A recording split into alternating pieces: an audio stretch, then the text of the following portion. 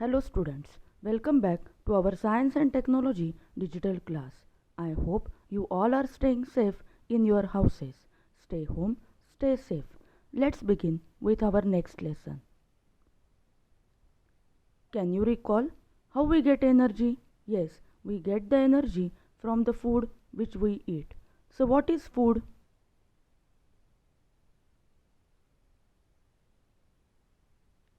Food is the group of edible substances which provide energy to the living beings and repairs the old tissues and builds the new tissue. What are the components of food? Carbohydrates, proteins, fats, water, fiber, vitamins, minerals are the components of the food which are necessary for the body to get the energy. All these components are known as nutrients. We get all these nutrients from the food. What is balanced diet? The diet which includes all the necessary constituents in right proportion is called as balanced diet. Just observe the picture. All these things we must include in our daily diet. Which different functions are performed by muscles in our body? Muscles produce movement, they maintain posture, they stabilize joints, they generate heat in our body.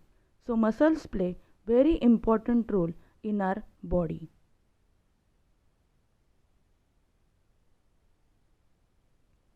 Which system is in action for removal of waste materials produced in human body? Yes, excretory system. The excretory system performs the function of removal of waste from our body. This you have already studied in the last year. Just observe the diagram carefully.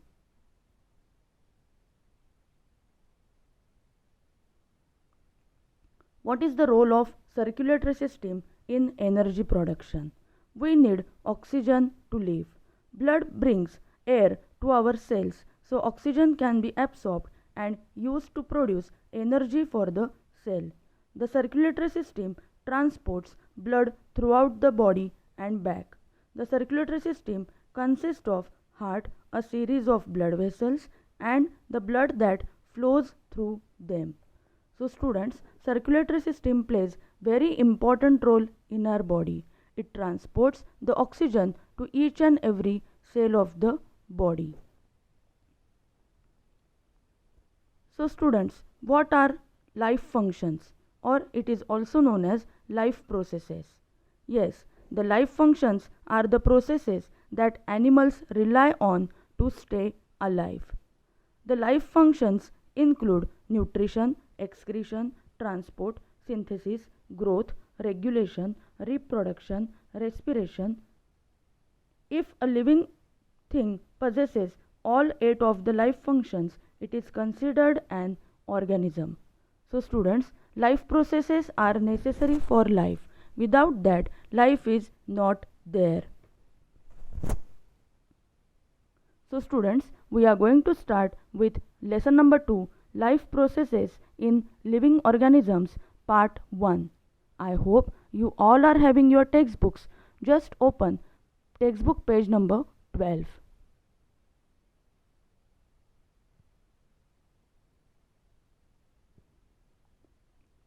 Just observe the diagram.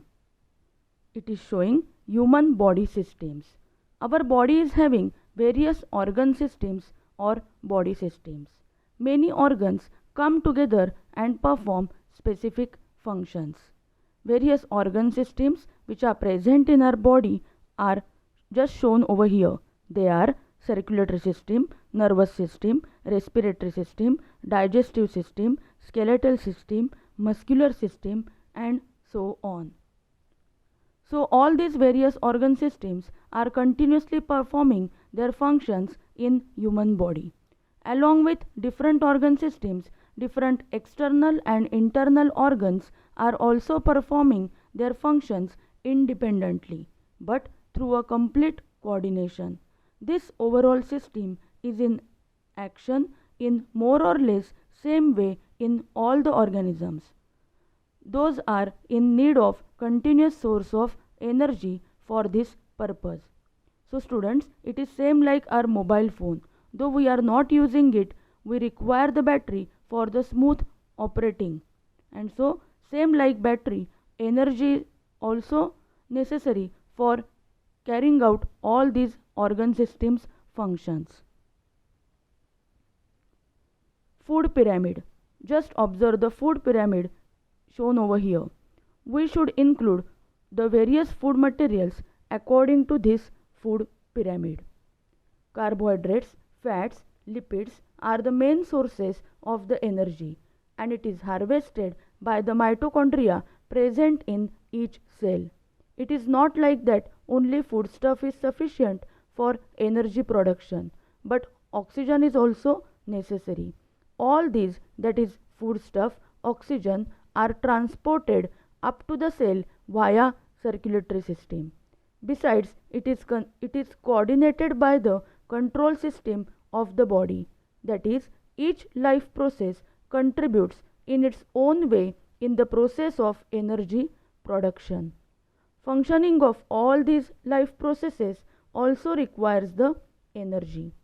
Human and other animals consume the fruits and vegetables. Plants are autotrophs. They prepare their own food. They utilize some of the food for themselves, whereas remaining is stored in various parts like fruits, leaves, stem, roots, etc. We consume all these various plant materials and obtain different nutrients like carbohydrates, fats, proteins, vitamins, minerals, etc. We obtain the carbohydrates from milk, fruits, jaggery, cane sugar, vegetables, potatoes, sweet meats, and the cereals like wheat, maize, ragi, jowar, millet, rice, etc. We get 4 kilocalorie energy per gram of carbohydrates. So students, as I explained just now, we have to include all these food items according to their purpose. Which things has to be eaten most and which has to be eaten less is shown in this food pyramid. So what is respiration? How does it occur? Can you recall? Respiration is a process in which glucose is broken down with the help of oxygen and energy is released along with the production of carbon dioxide and water. So students, respiration is very important life process. We cannot survive without it. When we breathe in, we take oxygen, which is known as inhalation, and when we breathe out, we give out carbon dioxide and water in the form of vapors, which is known as exhalation. Together, inhalation and exhalation is known as breathing. During this process, large amount of energy is released, which is utilized by the each and every cell of the body for various life activities. And so, respiration is very important process. Just observe the picture over here. It is showing how our lungs and all other organs of the respiratory system works for the respiration. That oxygen get passed through the nasal passage, it then passes to the trachea, that is windpipe, then it passes to the two lungs, and inside the lungs the small air sacs are present which are known as alveoli. So where the actual exchange of gases takes place.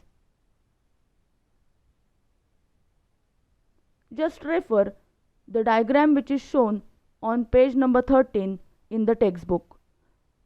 Figure 2.1, human respiratory system. There you have to write the labels for the diagram. So just refer this diagram and write the labels for all these. So in living organisms, respiration occurs in at two levels, as body and cellular level.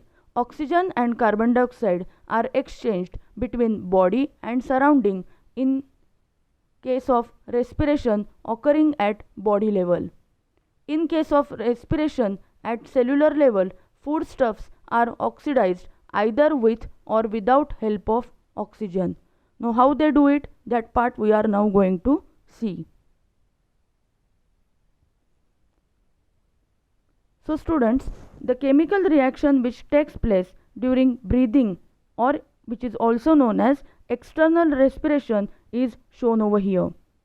Glucose is oxidized, that is, glucose in presence of oxygen gives us water plus carbon dioxide and energy is released.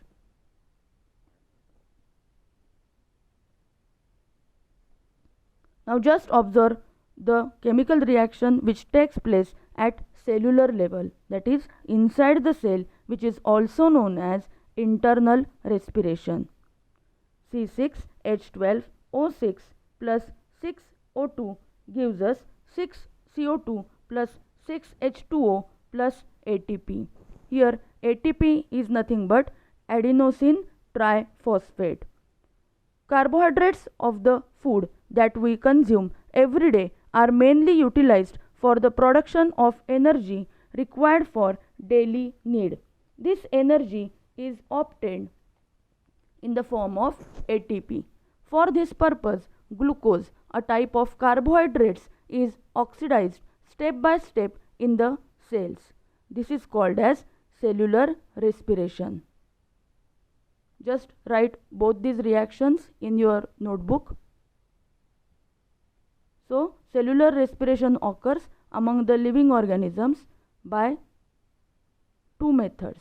Now, by which methods, that we will see. Types of respiration.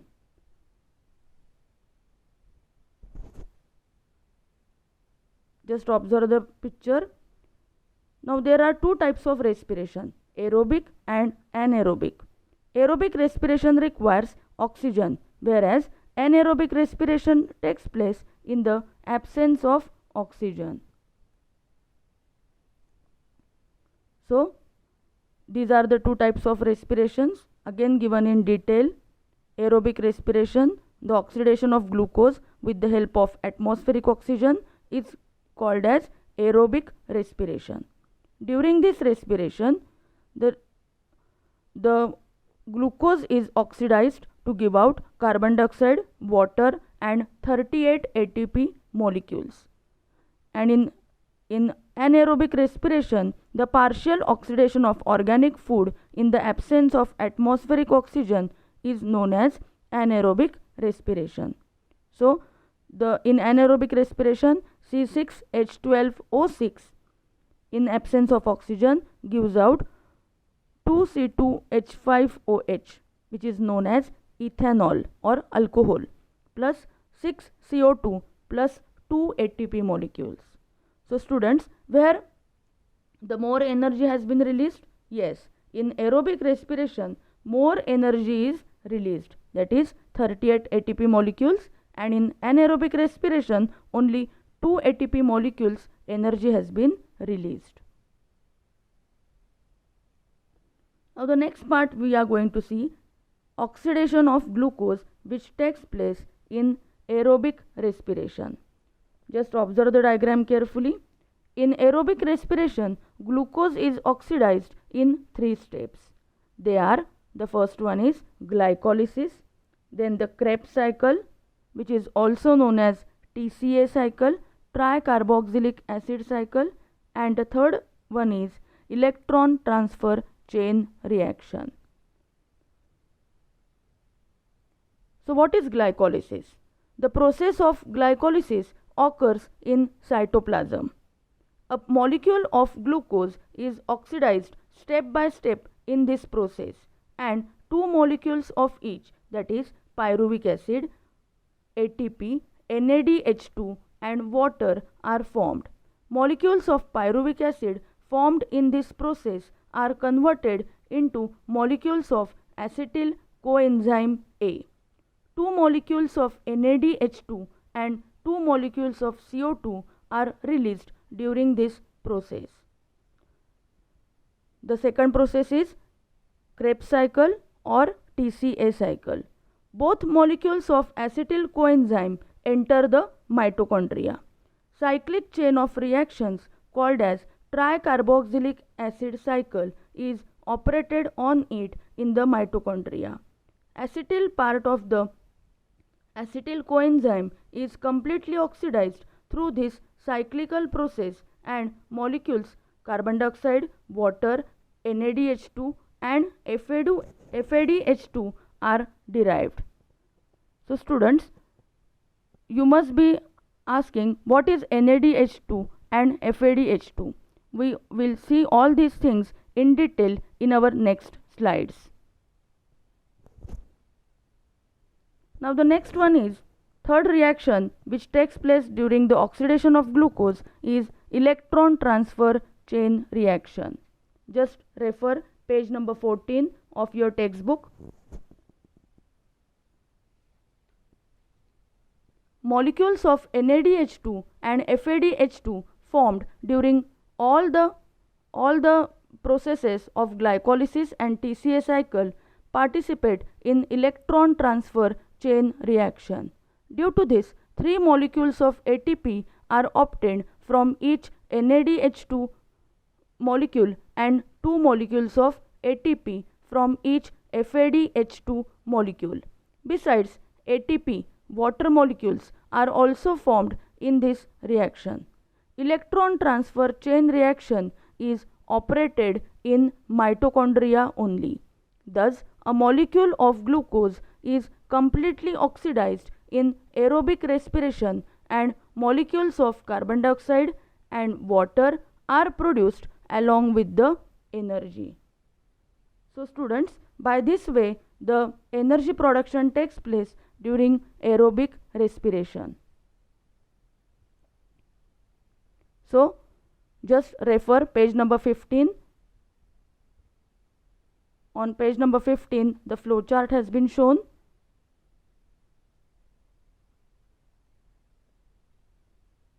This flow chart explains how the energy production takes place during aerobic respiration. That is, carbohydrates by the process of glycolysis are first converted to pyruvic acid, then acetyl coenzyme, and by Krebs cycle carbon dioxide, water and energy are released. So carbohydrates are converted by the process of glycolysis, but lipids and proteins, lipids are directly converted to fatty acids and proteins are converted to amino acids.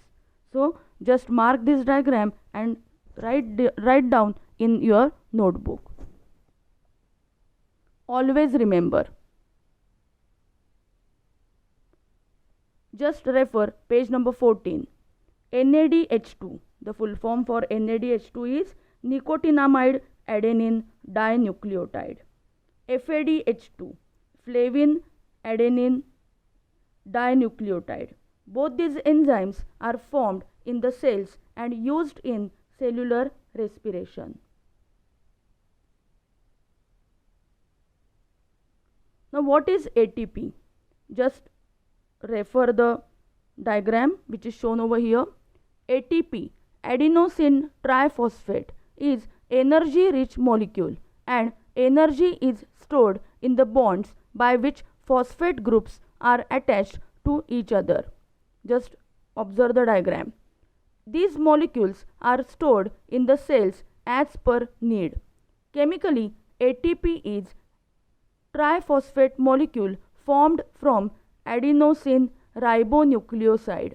It contains a nitrogenous compound adenine, pentose, sugar, ribose and 3 phosphate groups. As per the need, energy is derived by breaking the phosphate bond of ATP, and hence ATP is called as energy currency of the cell. Just refer the diagram in your textbook, page number 14, figure 3.3. If there is insufficient amount of carbohydrates in body due to exceptional conditions like fasting and hunger, then lipids and proteins are used for energy production. In case of lipids, they are converted into fatty acids, whereas proteins into amino acids. Fatty acids and amino acids are converted into acetyl coenzyme and energy is obtained through complete oxidation of acetyl coenzyme by the process of Krebs cycle in mitochondria. Introduction to scientist. The Krebs cycle. It is also called as citric acid cycle, discovered and described by Hans Krebs in 1937. Krebs was awarded a Nobel Prize in chemistry for his discovery. During the Krebs cycle, the carbon chains from glucose are broken down further. NADH and FADH and a small amount of ATP are made. So students, this aerobic respiration which was discovered by Sir Hans Krebs. Now we are going to see anaerobic respiration which takes place in microorganisms or in yeast or muscle cells. Just observe the diagram. Glucose in absence of oxygen gets changed to pyruvic acid, which is known as fermentation, and which produces various products such as vinegar, vitamins, etc. Or in the cells like yeast, it produces alcohol, and in the muscle cells of the body, it produces lactic acid. Some organisms cannot live in presence of oxygen. That is, many bacteria, such living organisms, have to perform anaerobic respiration for energy production. Glycolysis and fermentation are two steps of anaerobic respiration. Glucose is incompletely oxidized and less amount of energy is obtained in this type of respiration. Pyruvic acid produced through glycolysis is converted into other organic acids or alcohol with the help of some enzymes in this process. This is called as fermentation. Some higher plants, animals, and aerobic microorganisms also perform anaerobic respiration instead of aerobic respiration if there is depletion in oxygen level in the surrounding.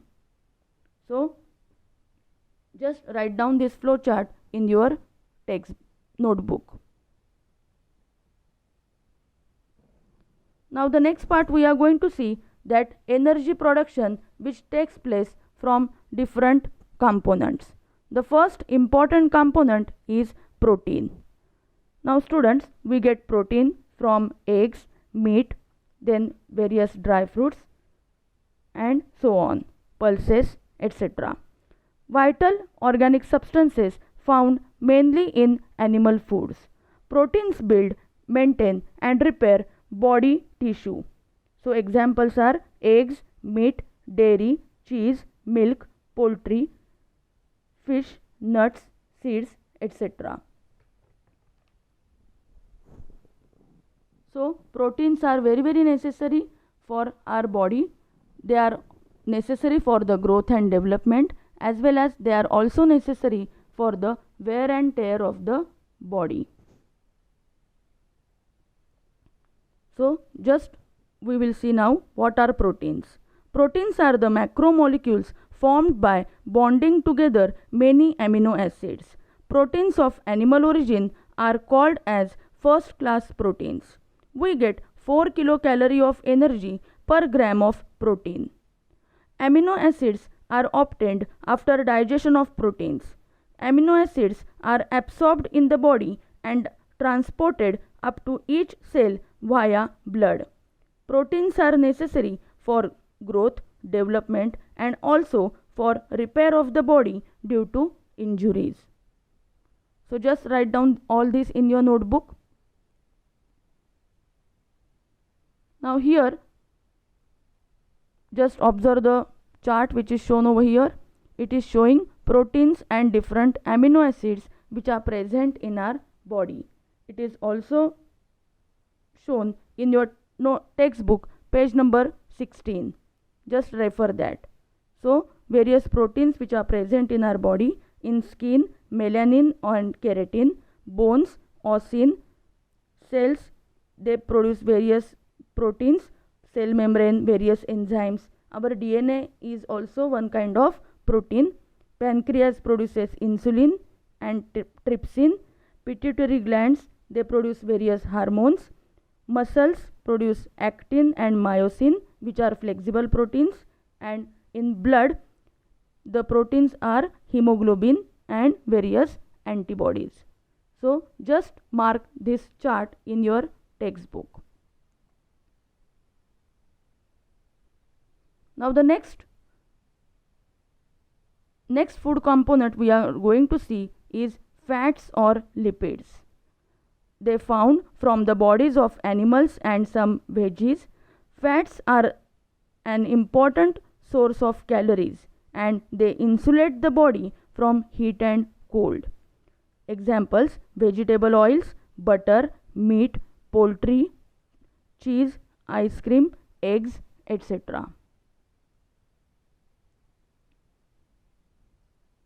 Important points about lipids. The substances formed by specific chemical bond between fatty acids and alcohol are called lipids. Digestion of lipids consumed by us is nothing but their conversion into fatty acids and alcohol. Fatty acids are used for producing hormones like progesterone, estrogen, testosterone, aldosterone, etc. We get 9 kilocalorie of energy per gram of lipids. Excess of lipids are stored in adipose connective tissue in the body. Just write down all these important points. Now the next important food component is vitamins.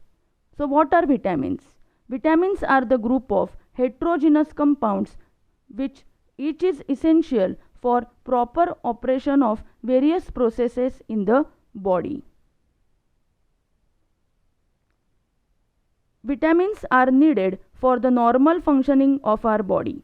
They help in keeping our eyes, bones, teeth and gums healthy. Some vitamins can be produced by our body, but most have to be supplied through food. Vitamins are a group of heterogeneous compounds of which each is essential for proper operation of various processes in the body. There are main 6 types of vitamins: vitamin A, B, C, D, E and vitamin K.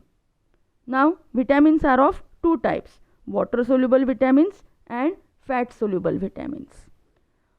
Vitamin A, D, E and K are fat soluble vitamins and vitamin B and vitamin C are water soluble vitamins. Now just observe here the vitamin chart which is shown over here, that which are the sources of which vitamins: vitamin A, B, C, D, E and K. What functions they do in our body, and if we are having the deficiency of any of these vitamins, which diseases we may get, that is also shown. All this part you have already studied in your previous standards. The next important component which is necessary for our body is water. The body's most essential nutrient, vital to every body function. Water regulates body temperature. It transports nutrients and waste throughout the body. Our body makes up of about 70% of water. So there is about 65 to 70% of water in our body. Each cell contains 70% water weight by weight. Blood plasma also contains 90% of water. Functioning of cells and thereby whole body disturbs even if there is a little loss of water from the body, and hence water is an essential nutrient. So students, we have to drink about 8 to 10 glasses of water every day, and even more than that, because water is necessary for our body. Just observe on textbook page number 17, use your brain power. Many times we experience dryness in mouth. What may be the reason? Yes, because of less production of saliva from the salivary glands, and for this water is important. Oral rehydration solution, ORS, that is salt, sugar, water, is frequently given to persons experiencing loose motions. Due to loose motions, so much water is lost from the body, and so organs start becoming dry. So to make up the loss of water, ORS, that is oral rehydration solution, is given to avoid drying up or dehydration of organs. We sweat during summer and heavy exercise. What may be the reason? During summer and heavy exercise, toxic substances and salts are given out of the body with the help of sweat. And so students, in summer we become more thirsty for water, and we drink more water in the summer season. The next important nutrient is fiber. So what is fiber? Fibers are also essential nutrient. We cannot digest fiber, but they help in the digestion of other substances and digestion of undigested substances. We obtain fibers from leafy vegetables, fruits, cereals, etc. So fibers play very important role for removal of waste from the body. Just have a quick recap what we have learned today. We have learnt about importance of life processes, then respiration, types of respiration, that is aerobic and anaerobic. Then we have seen cellular respiration, Krebs cycle, fermentation, that is anaerobic respiration, and energy from other food components. I hope you must have understood all this part. So read the lesson thoroughly, mark the important points in the textbook, write all the important points from the video also in the notebook. Thank you.